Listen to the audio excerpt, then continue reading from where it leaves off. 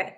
Hi, guys. Hello. Happy Tuesday, December 10th. I can't believe we're almost at the end of the year. We've got 3 weeks left. So this one's a fun one. We're going to talk about perimenopause, which really, I was talking with my mom the other day and she said it just didn't exist. And I said it did. People didn't talk about it in your generation, but this period of life definitely existed. So we'll start first with just introductions. I'm Julie Elaine Brown, and I'm one of the co-founders of Rev Health. And I met Maddie, and I was her patient, and we were working on trying to reverse my age and some cardiovascular stuff that had come up from me doing biomarker testing with another company. And I didn't really like the reports that I had that were kind of generated by AI. And Maddie was brilliant with her interpretation. And she was building something for women's health, and I was building something, and we looked at each other and said, let's do something together. So I will pass to you, Maddie, to talk about your background a little bit. Oh, thank you. Yes, I loved our time together. Patient-client relationship. It was so fun. And I love this relationship even more. So I am Maddie Cunningham. I'm the other co-founder of Rev Health. I am a licensed acupuncturist and herbalist. I'm a functional medicine specialist and a certified hypnotist. And I combine all of those things together to help people heal holistically, both physically, emotionally, and spiritually. So I was able to do that work with Julie, and now we're combined together to bring Rev Health forward into the world. And I'm really excited for Julie's webinar tonight, talking about perimenopause, because I think it's a really trendy topic right now, but not one that is very well understood. And Julie's perspective is just really, really incredible. So I'm excited. Yeah, and one of the reasons I'm not going to give my full introduction is that it will become clear as we go through this when I tell you a lot about myself and my experience with this topic. Okay, so we're going to start here. And can we see this, Maddie? Can you see the screen? Yep. Okay. All right, just want to make sure. So it is, peri means around, and so it is the stage of life before menopause. And I don't know about anybody on this recording, but I even thought that you just wake up one day in your 50s and you don't have your period anymore. And that's not what happens. It's a roller coaster for sometimes, I mean, honestly, sometimes even 15 years. It can start as early as 35. You can actually be almost 60 before your period stops. A lot of people think it's 50, 51, or even earlier. It really depends on so many factors. Right now in the United States alone, about 20 million women are going through this stage of life. And almost all of us have a symptom. And we'll talk about these symptoms. There's tons and tons of symptoms. There's more than 50. It really impacts work. More than a third. There's an estimated $1.8 billion cost in lost working time. If you think about it in your midlife, it's your top. If you're in the corporate world, this is when you're getting the raise, you're becoming the vice president, you're traveling all around. And if you have symptoms the way that I had symptoms, you can't do that. You cannot get on a plane, you can't travel. You've got some serious things that make it impossible for you to do that. And it's got at that point of life. You're also in the sandwich generation. You might have young kids, you might have kids going to college, and you're taking care of your older parents. So it's like you're getting all this whammy all at once. Super fun, right? Let's talk about, we're going to whip through this because I want to make sure we had a bunch of questions come in. And I want to make sure people can give us questions too. But some of the symptoms, super great. Like, look at this list. It keeps going on and on. Hot flashes, cold chills, wake you up in the middle of the night, like sweating through everything, heart palpitations, just chills in general. Some of the other real fun ones are mood symptoms, anxiety, irritability, sadness, depression. If I even go over here to the right and talk about the cognitive issues, brain fog. So again, like at the height of your career and you can't think, you're forgetting things, headaches, migraines, dizziness, getting up and feeling super dizzy, frozen shoulder. There's some weird stuff, body issues. Most people are sort of aware of this one, but rapid weight gain. So I remember when I was teaching aerobics in my 20s and 30s, I felt like it was sort of bad karma a little bit because I once said, God, what happens to women when they hit 50 and they just stop working out? Like they just suddenly get fat. And that's not really how it goes. What happens is you've got tons and tons of changes happening fast. got tons of hormonal imbalances, potentially high cortisol. Maddie and I are going to go through some of the root causes for this stuff, but it's actually true. And it happened to me too. Now, in my case, it was a little different, but I gained something like 20 pounds in a few years, and I had been really tiny. And every doctor was like, oh, well, you're 42.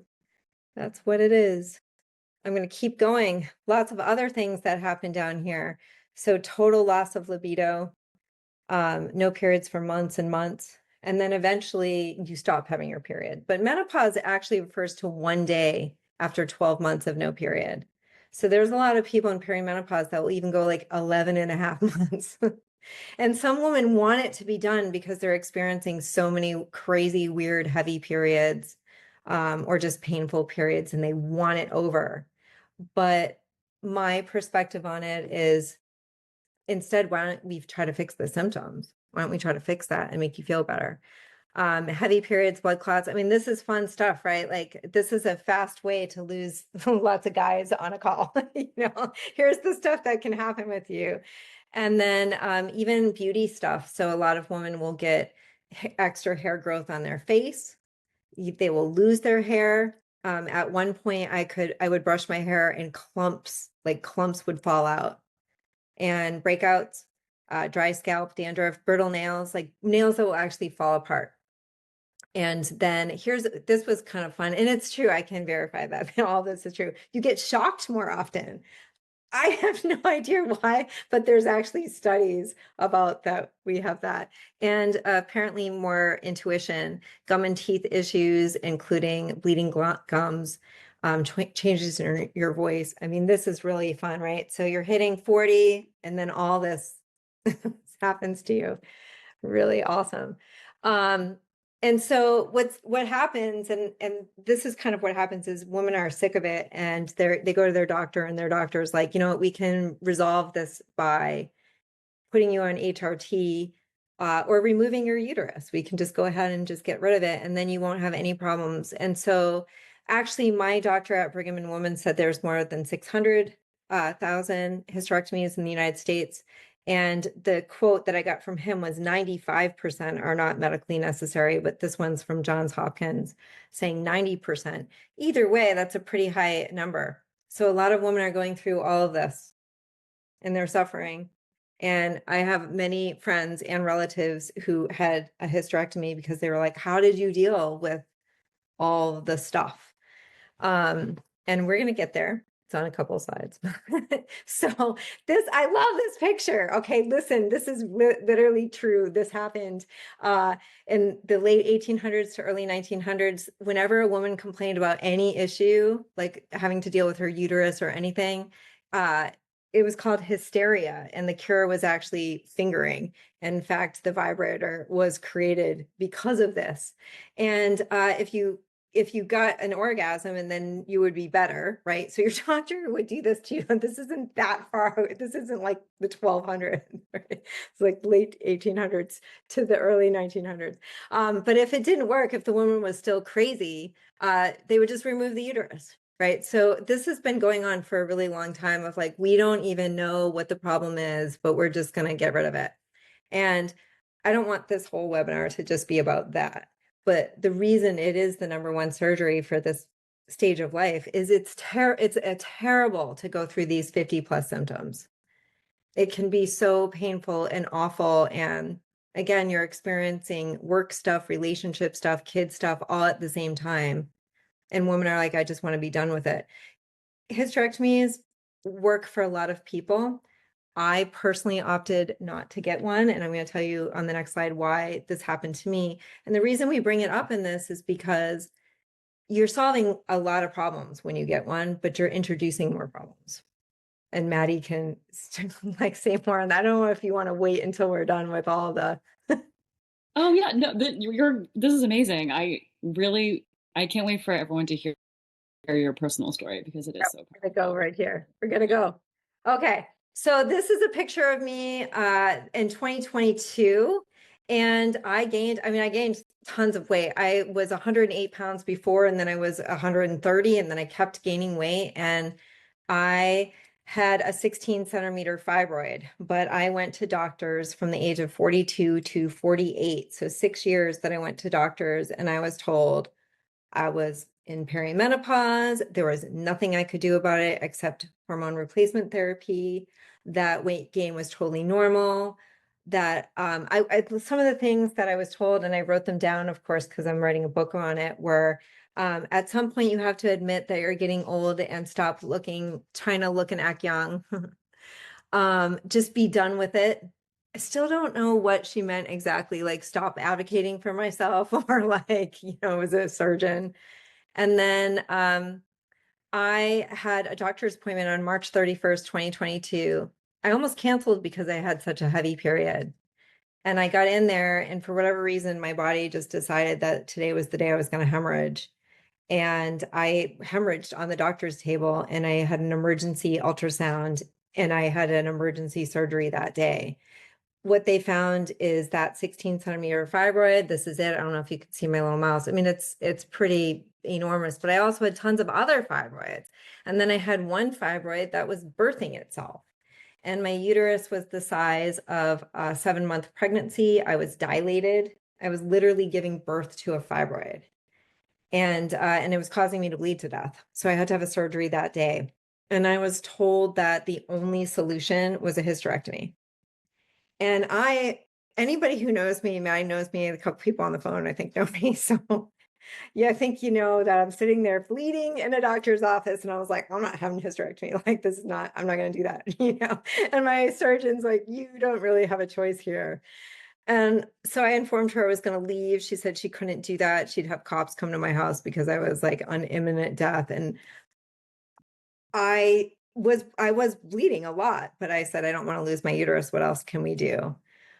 And she was great, actually. She sat there and looked at me. It was almost like a battle of wills. And she said, I can do an emergency myomectomy for that one fibroid that's coming out no matter what.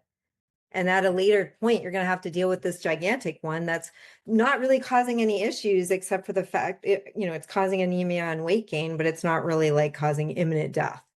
But you're going to have to come back. You're going to have two surgeries. Is that what you want to do instead of one easy? And I was like, that's what I want to do. So I fought for it. I ended up having two myomectomies. And then this is me a couple months ago in my gym upstairs. Garland, you'll recognize the gym. I'm still not at my goal weight. I'm 120. It's not really about the weight, but it's about the fact that I look and feel, actually, I think, younger than I do in this picture, which was 2.5 years ago. And I am 51. I do not have symptoms of perimenopause. I'm not losing hair. I'm not gaining weight. Very recently, I have been having some issues, which Maddie thinks is the result of high cortisol. Again, not perimenopause. So the reason I'm sharing my story is because most of the time women go to doctors during the stage of life. It's not like we're not going, and it's just dismissed. And there's a couple of things that I can share about hysterectomies. Is a very easy surgery, super easy.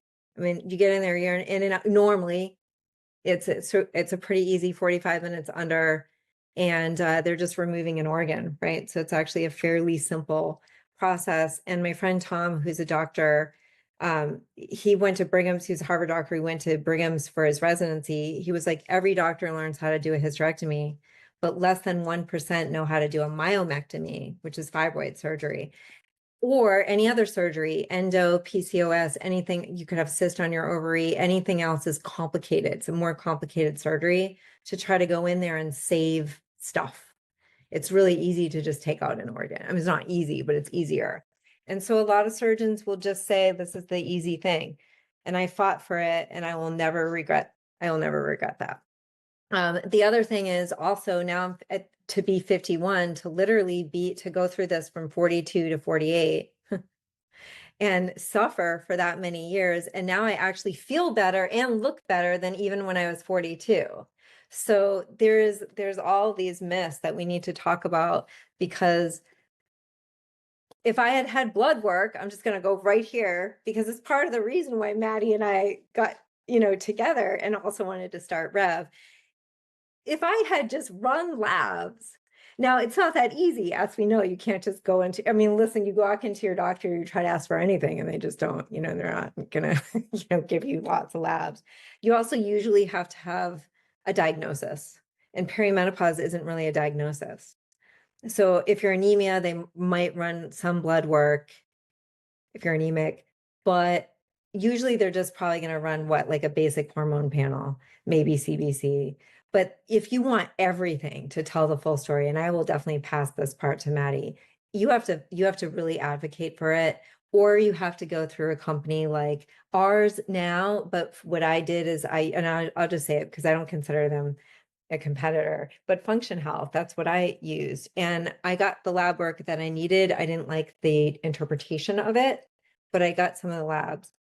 If I had had that done when I was 42, I would have never had surgeries because I would have known that I had an issue, a massive hormonal imbalance. I would have known I had high cortisol, which can cause fibroids. I would have been able to point to some root cause symptoms, and I reduced my fibroid in 6 months, the big one, 16 centimeters to 14 centimeters with acupuncture, Chinese herbs, and quitting dairy. So those three things were the only three things I did, and I got it down 2 centimeters. So imagine if I had caught it when it was 2 centimeters. Maybe I could have eradicated the entire situation and never had two surgeries. And now I have a scar for the rest of my life that's, essentially hip to, I mean, I guess I'm exaggerating, Maddie, you've seen it, you put acupuncture needles on it, but it's a big scar that I don't really think didn't need to go through any of that or suffer for 7 years. So Maddie can talk a little bit more about the blood work, but really I want Maddie to take this over, the holistic solutions, including a picture of one of her brother's saunas. Oh, yes, the saunas, they're so important. Yeah, the blood work, it tells you so much. I mean, fibroids are a manifestation that there is an imbalance somewhere in the body. And when we're looking at the body through a traditional Chinese medicine standpoint, TCM, or a functional medicine standpoint, it's the understanding that the body is responding appropriately to something that is going on. So when we understand that the body is never wrong and it is an appropriate reaction, how then can we come to figure out why the body is generating fibroids? What is it protecting us from? Or any of those 50 symptoms, right? Not to interrupt, Absolutely. but Oh my gosh, no. Exactly. When we have the perimenopause experience with all of those symptoms, perimenopause is a fluctuation of hormones that can be dramatic, but we experience symptoms when there's something else going on. It's not just the fluctuation of hormones. In women's lives, there are different periods of hormonal transitions that really show the underlying causes of imbalances in the body, whether it's perimenopause is a huge example of that. Pre or post pregnancy is a big example of that.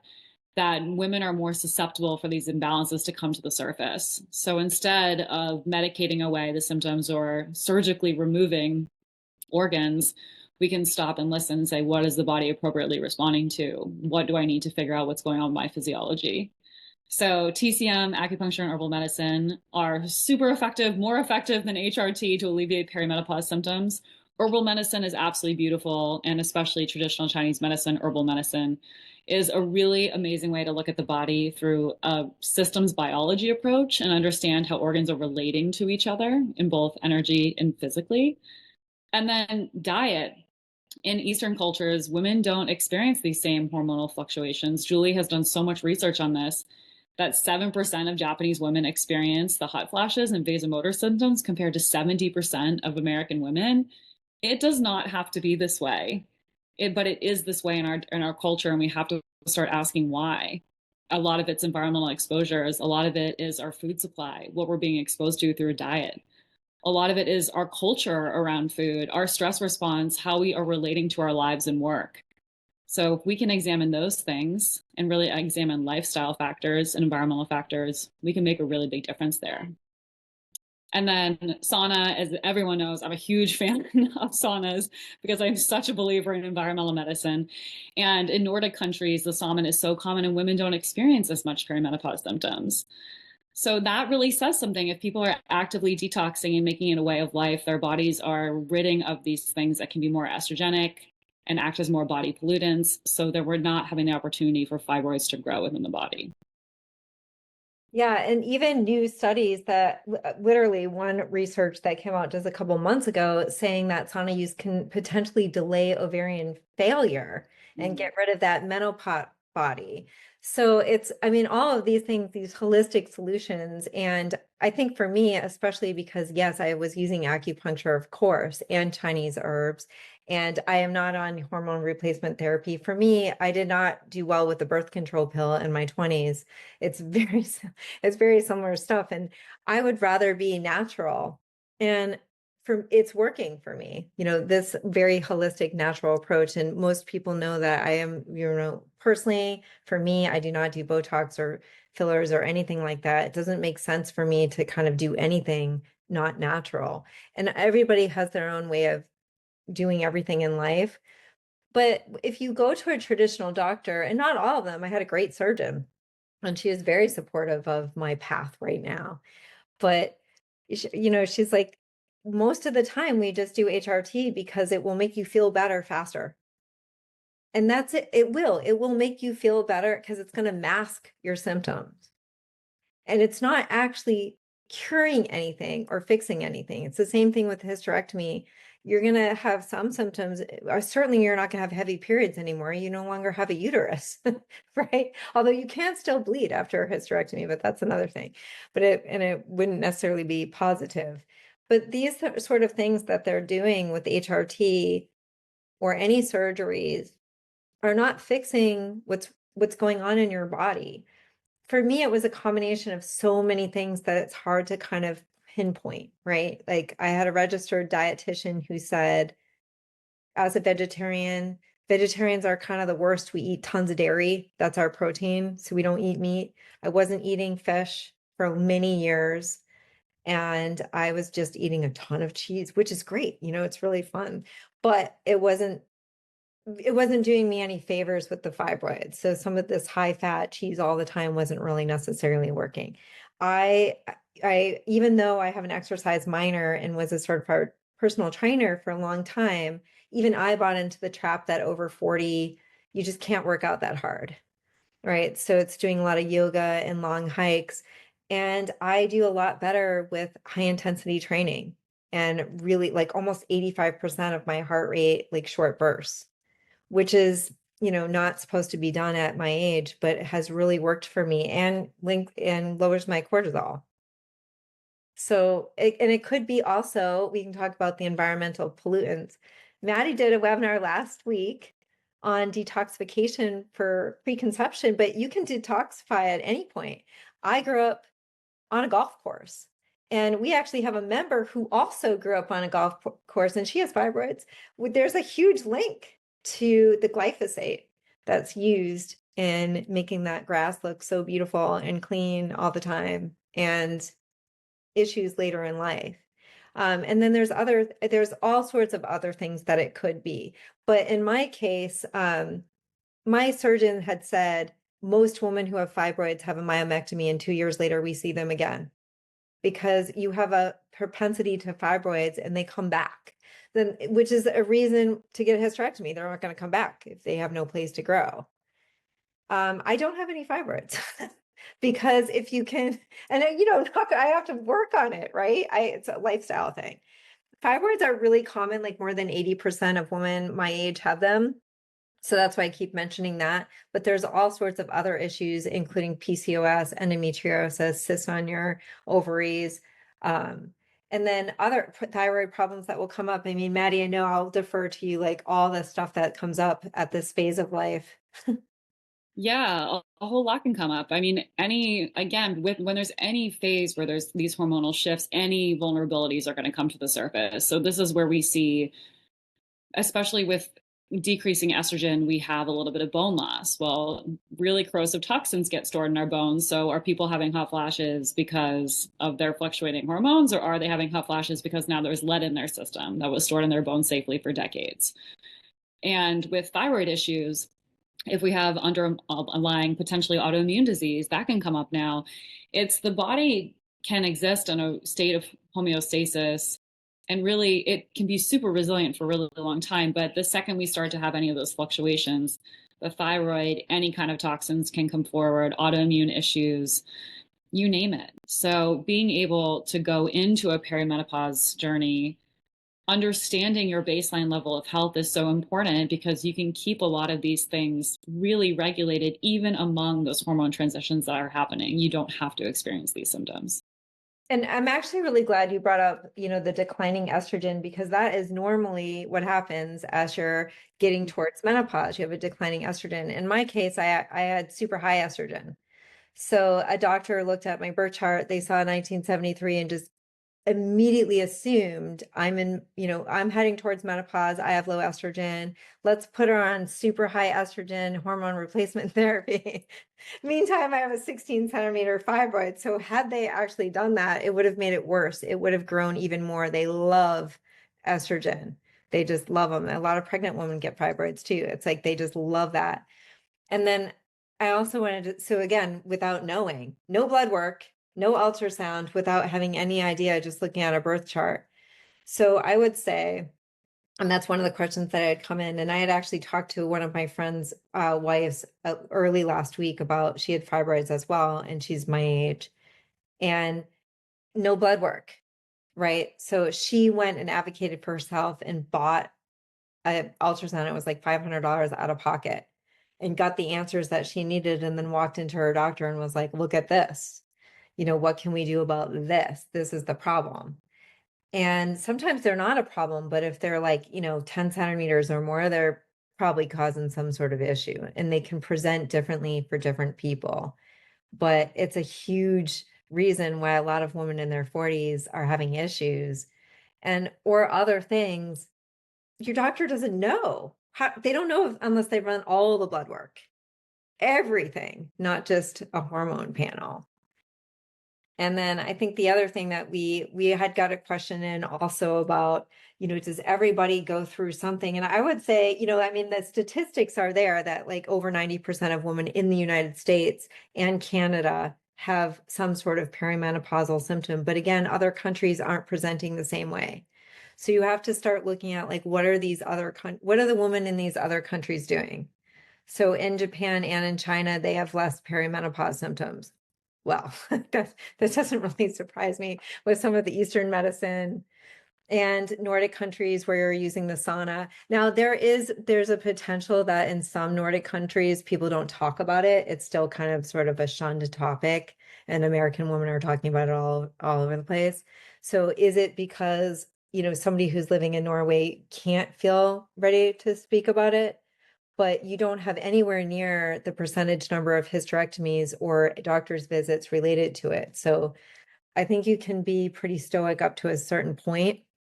But, if you have 600,000 women every year getting hysterectomy between 40 and 50 in the United States, that's a pretty big percentage. That doesn't really make sense uh, when there's other things that could be done. And I think, okay, so other questions, but also even back to the blood work and stuff like that, Maddie, there's just, you don't know. If you don't know, you don't know.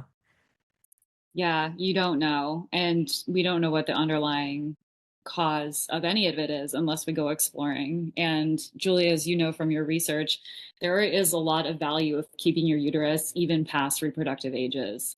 Yeah. So being able to retain that organ is actually, it serves a purpose even when menstruation is done. I mean, Julie, you've told me studies about how when women have hysterectomies, that brain ovary connection gets severed, and that results in like a cognitive decline for women. So this connection, that I mean, the womb and the uterus is so still understudied, and we don't necessarily know a lot of these connections, the physiology of it yet.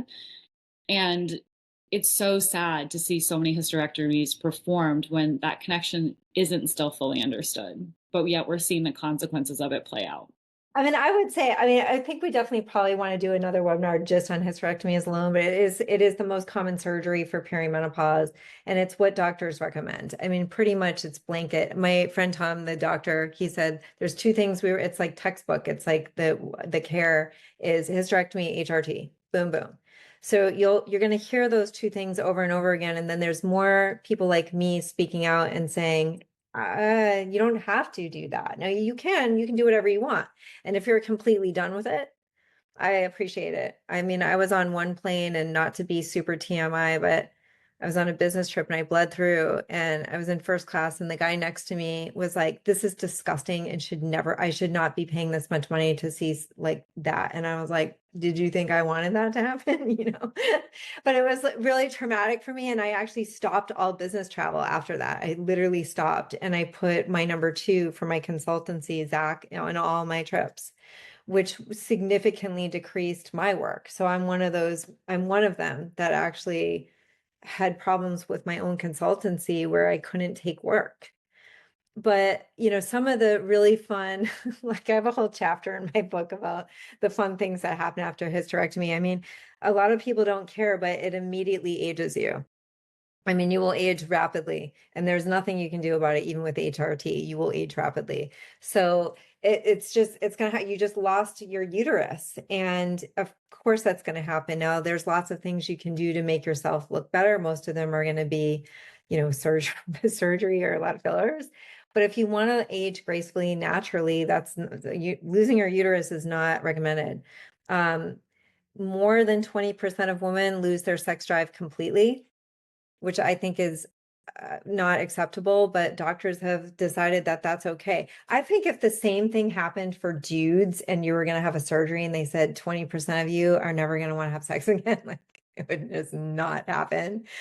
But, or even like if there's tumors or anything for men, the first recommendation is not to remove the organ. I mean, think about that. It's not like it wouldn't even, I don't know any guy who would be okay with that.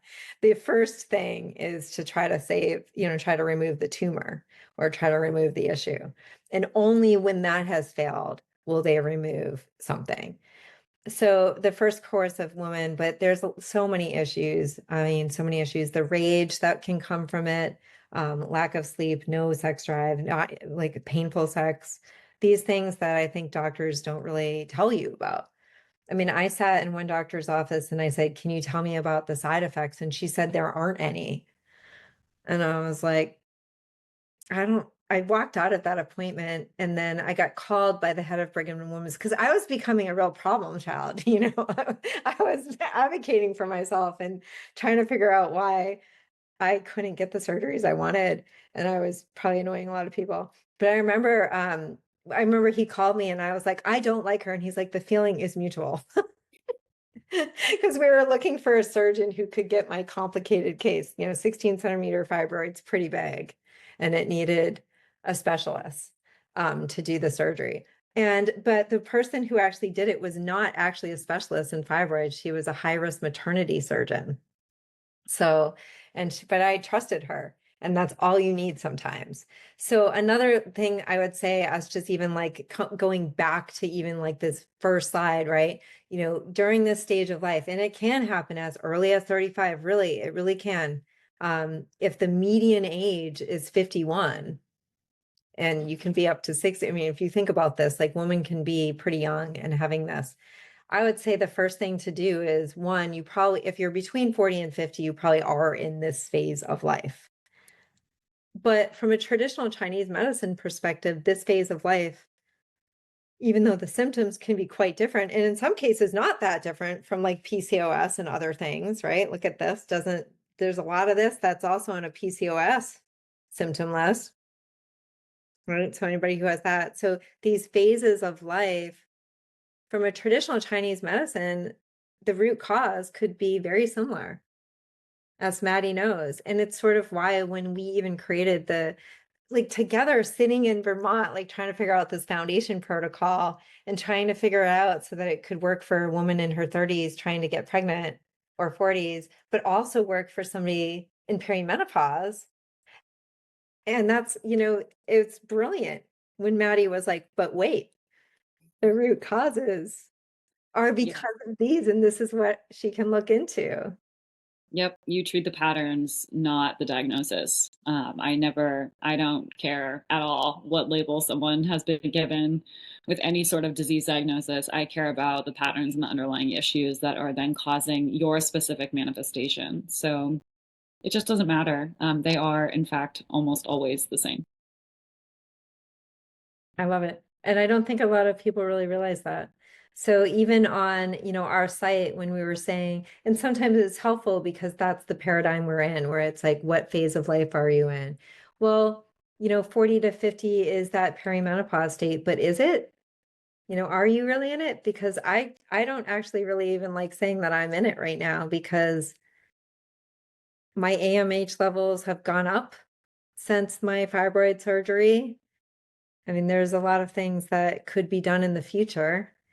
And I also think that we talk a lot sometimes about extending fertility, and maybe it's not going to happen for women of my generation, but in the future, all these companies talking about we're going to live into 150, but women are supposed to be done at, 50. I don't know if that's the future for us, right? So part of it is advocating for ourselves to go into a doctor and be like, look at this stuff is actually happening to me. And I don't necessarily just want something that will mask the issues. I want to fix it. I want to actually heal and feel better and ask for the blood work, ask for the ultrasound. And if they don't or won't or can't, or because they need a diagnosis sometimes before they can bill insurance, right? So that's actually a thing. Then work with a doctor who doesn't take insurance. I know it can be pricey, but my surgeries were really expensive. So my insurance didn't cover all of it. It covered the emergency surgery, but they did not like the fact that I was fighting to have an expensive, complicated surgery. But it would have been a lot cheaper for me to do our foundation program. But again, like we obviously have created stuff for this. But you can also ask your doctor. I mean, you can ask for it and you can advocate for it yourself. And if they can't help you, then we can. But this was just ridiculous, like going back to that. I mean, that is ridiculous to be told nothing was wrong. All right, so Maddie, I know we had some questions. I don't know if anybody on the phone has any questions. Yes. Well, not as much of a question. I know we do have a couple questions, but just you talked about this in the beginning, but the importance of recognizing, I think it's so important for women to hear this, that women are often going through perimenopause where their symptoms aren't being understood by their doctor while they're at the height of their career, while they're taking care of their family. Women are usually and typically the primary central caregiver while taking care of their parents. And all of this is happening at the same time. While it's the highest likelihood for divorce, Yep. and women are the most likely to experience mood imbalances. And no wonder women are looking for solutions that they just like quicker fixes that they're going to feel better immediately because there's so much on their plate in this moment in life. So hearing you talk about that has always been really eye-opening for me about realizing contextually like how much women are going through while this is all happening. Yeah.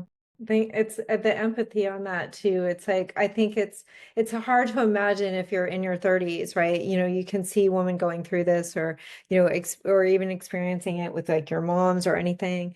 Older generations didn't really talk about this. It Mm. was, like my mom said when I said at the beginning, she's like, "Ooh, this was really like a shunned topic." But I'm glad we're talking about it because it needs to be talked about. And all these women are experiencing something, and it really is happening. And yeah, it is. It's the highest number of divorces. A lot of women who are in their early 40s trying to get pregnant, having miscarriages, which is just really traumatic. And a lot of that can be because of these root issues.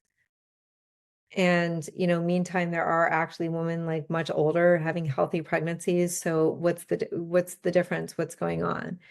And I think and that's why it's so lovely too for like Maddie and I to have the different perspectives, right? It's like we do have a generation difference, right? We know we joke about it all the time that like I got you used to the phone, but I know. I now make phone calls. only all text. And I was like, no, this is just not efficient, or if you're walking the dog, how are you supposed to text? And also, and then there's this voice memo thing. No, this does not work for me. But I think that, you learn that there are so many things that are actually in common. Like before you know it, this will happen to you. Like if Mhm. you're lucky enough to live this long, it will happen to you, right? So if you are younger, it will happen to you. Thankfully it will, because it means you're getting older and that you're alive. So that's an amazing and wonderful thing. And the choices that you make in your 20s and 30s will actually lead to whether or not you feel better during this stage of life. Now, let's say you did everything wrong. And like I had a ton of dairy and I also smoked. I mean, a lot of people don't know that, but now I've been becoming more open about it. But I can't believe I taught aerobics and I would like stop teaching and go outside and smoke a cigarette. It's just crazy the stuff I did in my 20s. But that kind of stuff can really catch up to you unless it doesn't. So part of what I've been doing with my biohacking is I've reversed all of it to the fact that you can't even tell with any of my tests that my lungs had anything wrong or cardio at this point. So you can actually repair, but it's harder to repair than it is to just start sort of fresh. So I love it when women in their 20s are really interested in hearing about this and hearing like, how can I prevent it? Because you can. And maybe by the time you hit my age, maybe menopause doesn't happen until you're 80. I mean, crazier things have happened. So who knows? Maddie's like, okay, I didn't think we were that was not going to be on the agenda, but it's good. We got to talk I about love it. Anything's possible. anything is possible, right? It became our tagline. You don't know. You really just don't know. If you live long, as Peter Diamandis says, if you live long enough, the science will, allow you to outlive any of these diseases. So perimenopause is not really a disease, but in my opinion, it is a phase of life that's now just a bucket for anything that goes wrong. Okay, I see one chat, Maddie. I don't know. Yes, we had a question. What do you do currently to prevent the fibroids from coming back? Maybe like what is more your lifestyle routine now? Yeah, I mean, fibroids are a really big deal. I know we've been heavy talking about it, but it's very, very common in women over 40, and especially for African American women, especially for women of color, it's really prevalent. And what I do is I try to avoid dairy. I definitely do still do dairy. I have incorporated more omega-3 and fish into my diet, which is linked at least in Japan. That was one of the reasons why they pointed to women not having vasomotor symptoms. I do high intensity interval training, which has really, really helped, and it's spiked it up and sparked it. I know, like even Skylar, our registered dietitian, she's like, you got to eat more of those tree vegetables, the broccoli, the cruciferous vegetables. I'm not a fan. I don't like our Brussels sprouts, but they really are linked. They're sort of anti-fibroid foods or anti-cancer foods. They're great, right? It's too bad that I don't like the way they taste, but they're fabulous for you. Acupuncture and then Chinese herbs, right? And then, of course, I don't know if I want to reveal on this webinar, but the potential things that we're going to create. Because it's so important, but it's all holistic. It's all holistic. It's amazing. Yeah, just getting to know you, Julie, I see how much you embody the lifestyle of understanding what the conditions were for the fibroids to develop and doing everything to prevent them from coming back. Because as you said, the recurrence rate is so high. So being able to know, and especially through blood work and testing, how can we optimize regularly and make sure we're not trending back in that direction? So I've seen you change your lifestyle. It's amazing.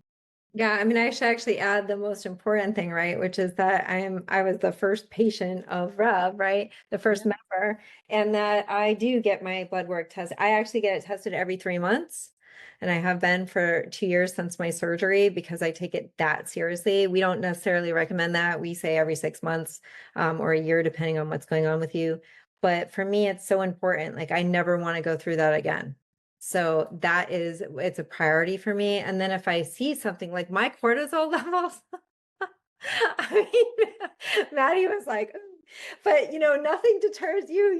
You're like, I got this, right? So some adaptogens, and we started a company. And so obviously cortisol is your stress response. And obviously my stress went way up and way through the roof. And I had a pretty comfortable life doing us, my consultancy, and this is a lot different. And but I love it. I wouldn't have it any other way. But when you're first building a new company, no matter what it is, the first 6 months, there can be like a lack of sleep. And so that was kind of causing my cortisol levels to spike. And then there's other things too. So whenever that happens, you have to fix it, right? You actually have to optimize it. There's no choice. Because if you continue down that path, it does not lead to good things. Fibroids would be the least of my problems at my age, right? You can have, I mean, knock on wood, you could have heart attacks and stuff from cortisol that high. So it's like, it's really not good. When I saw it, I was like, this is serious and we need to work on it immediately. And And it's that's all what we're doing. well, once you know. And anybody who's ever had a guidance call from Maddie, or the mini Maddies that we're training up to to be the mini Maddies. I mean, looking at the full picture, the full story of you to get to like what else is going on and how do we solve it? It's like a mystery for you. Yeah, I love it. It's my favorite thing is trying to piece all the pieces together and helping people better understand themselves. Because usually by the end of the call, people feel really seen and understood, and like a lot of their questions have been answered. And we love being able to do that at Rev, helping people make sense of what's been going on with them and allowing them to listen to their body cues. So it's really beautiful. I know we had a couple of other questions. Did you see anything else in the chat? Nothing else in the chat, but someone I know messaged me and asked, with a major surgery like that, where you had essentially like a C-section surgery to remove the fibroid, or a C-section scar, I should say. What It was your was. recovery like from that? Yeah, it wasn't well, actually, so I know, and actually I might potentially know that person who did it. So, the abdominal myomectomy it's the same type of cut as with a C-section, and similar, but not quite the same at all I mean, a surgeon has to be extra special careful with the C-section because there's a baby in there, right? So removing a fibroid is not quite the same as a baby, but it is still a specialized surgery. My fibroid, they had to take out all of my organs because it had wrapped around my bladder. And so that was a 5.5 hours under. So the short version is a month before I could actually really feel like I could work out again. The first week was awful. It was not fun at all. I made a joke to one of my friends that I was going to kill her if she made me laugh because it hurts so. And also just get pillows and like hold it over your stomach. So if there's anything like, fireworks, like laughter, anything, it will be painful. So just don't do that. And I also get help. Like that first week, just help. I also did not take drugs. I didn't do oxy or anything. I mean, that's literally the type of person I am. So I it might have been easier, I guess, if I had done that, but it was pretty painful. The first week was not fun. But then by week 2, I was walking down my hallway in my building and like venturing outside a little bit. And by week 3, I like did a walk with my dog. And when I say week 4, I was up and running. I hiked a mountain at 4 weeks in. Now it was a little mini mountain, which Maddie's also hiked up with me, and Mount Wachusett in central Mass. But I hiked that mountain at 4 weeks in. So the surgery is not as bad as people say it. It is more, and this probably won't shock anybody, it takes more time to recover than hysterectomy. So, I mean, you're making a choice, right? And then if somebody's having a C-section, so my friends who had C-section are like, well, for me, it's like I've got my baby in my arms, so you kind of aren't thinking about the pain. But when you have a fibroid surgery, there's really nothing. I mean, I do have pictures of my fibroid, but the really big one, they took it out and it had a thunk apparently on the table, and there's notes in my thing that the anesthesiologist gasped and was like, whoa, but it's like, don't look at that too long. Like, pay attention to me when I'm under. But, all of the notes, yeah, 4 weeks. But guess what? Like 4 weeks later, I had normal periods, no pain, no heavy crime scenes. That's what I used to call them. My weight started going down. I stopped having puffy face. Within 6 weeks, my hair had grown back. Within 8 weeks, my nails were normal. So like the beauty stuff was coming back. and then rapid weight loss. Wow, like lo and behold, I guess it wasn't because of my age, and so I just every day was just a better day. And I would say fully 6 months later, I could feel really strong again. Like, hiking a mountain is one thing, but to actually do like, strength training and things, I did wait a little bit. That's part of what we did even with our exercise section in the in our protocols, is to make sure that we're like understanding what you've gone through. Because you don't want to be like doing exercises that are going to rip your abs or anything like diastase recti, but which can happen. So I also recommend that people strengthen their core before any surgery like this. If you're going to get a hysterectomy or any surgery that's dealing with your uterus, strengthen your pelvic floor beforehand and do as many, core exercises as possible. Strengthen it up. They're cutting through the muscle anyway. And when you have them there, you will bounce back faster. You just will. There is some truth to the fact that, if a 20-year-old bounces back faster after having a baby, it's because their core muscles are stronger when you're younger. Your pelvic floor is stronger when you're younger. And as you get older, it's weakened. In general, it's weakened. So we should probably, I mean, but it's, Maddie and I are available, if people have any questions about any of this. I'm sure we're going to start doing more and more webinars because people are asking so many questions about Maddie's, all the things that you went through with your health journey. Oh, yes, it is a list. Yeah, and that's why we're both here, helping other people not experience the same. I know we have 5 minutes. I had one more question come in, which is what happens if you've already had a hysterectomy? Mm-hmm. Now, I think so, Maddie, you can answer this as the medical professional, but like I personally still believe that after you've had it, I mean, at this point, well, actually, no, I'm going to not answer this question about HRT once you've had a hysterectomy. I mean, I don't know if I'm qualified to answer that question either, to be honest with you. I mean, HRT is so out of my realm. It's just as an acupuncturist, as an herbalist, it's not my world. But as someone who understands the energetics of physiology and systems-based biology, everything in the body's super resilient and the body is super adaptable. So if you've already had a hysterectomy, of course, there are ways to optimize your well-being moving forward. HRT may be an example of that.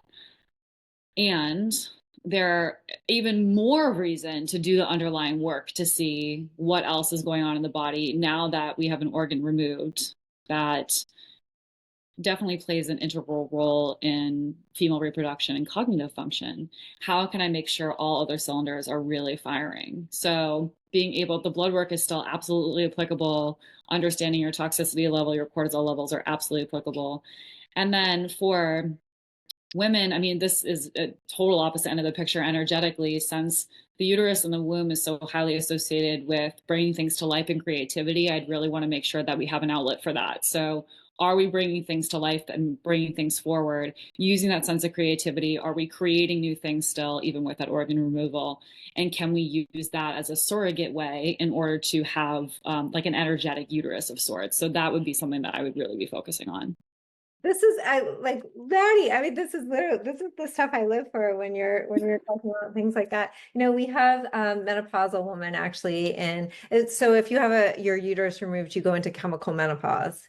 So there's no more perimenopause anymore. You're in it, and so we have women who are longevity protocol members. But I also think Prolog protocol is good. But longevity is nice because it can show you the pace that the rest of your organs are aging, which can be critical because everything's linked.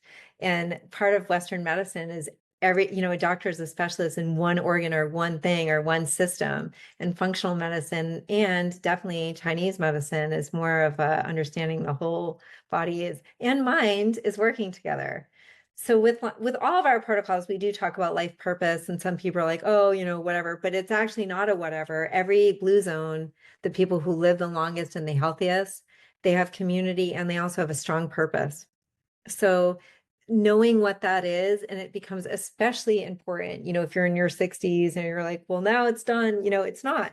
Maybe your kids are actually out of the house and maybe you are divorced and now you're like, what, and I know a lot of people who have given up at that phase of life, and you do not need to give up. You have so much to bring to the table being creative, right? Like, I don't know, start painting, right? But we can help you do that too and like sort of find the reason to thrive. And you can feel better too. And you do not have to, even in menopause, accept the terms of gaining weight and looking old. There's a lot of things that you can do. Absolutely. Yeah, both combining the physical and the emotional and the sense of purpose, it's so important. I mean, I think we're at time, unless anybody else has any questions. Julie, this was amazing. So insightful as always. And thank you so much for sharing your personal experience. So many women, I think, are going to benefit from just seeing a real life example of someone who was experiencing symptoms, was doing all the right things, going to so many doctors for years trying to figure this out, and really had to self advocate over and over with this unwavering belief and such a strong sense of intuition that something bigger was going on. So your story is so inspirational. I like literally have goosebumps talking about it because I know how many women will benefit. So thank you for being so vulnerable and sharing tonight. Well, wow, Maddie, thank you. That's amazing. You guys, we did the prologue protocol, and we'll just put it there with like we actually did we created this for a lot of people. I mean, it works for any phase of life, like Maddie said. It's any phase of life really, and for men as well. But a lot of the perimenopausal women specifically that were in my friend group, this is where I would send them if they were looking into something that we could help with. So, all right. Good night. It's so fun to spend Tuesday nights with you guys, but I don't know, we might have one more webinar. Maybe we'll think about it next week, but we might be off until 2025 for the webinars. But you can always see us on Instagram. And if you are a member of our community, you can find us on the community as well. So that's where you get us. Amazing. Thank you so much, everyone. I hope everyone has a great night. Good night, everyone. Thank you. Thank you for joining us.